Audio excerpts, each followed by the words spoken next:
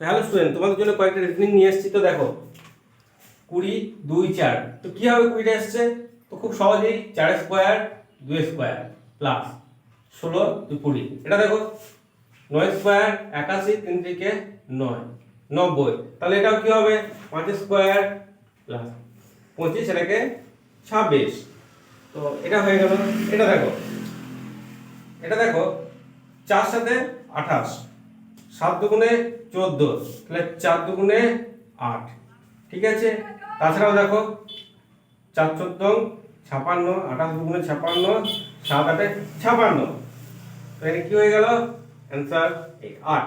তো দেখো তোমাদের জন্য এটা থাকলো, তোমরা এটা নিজেরা করবে এবং উত্তরটা অবশ্যই কমেন্টে জানাবে।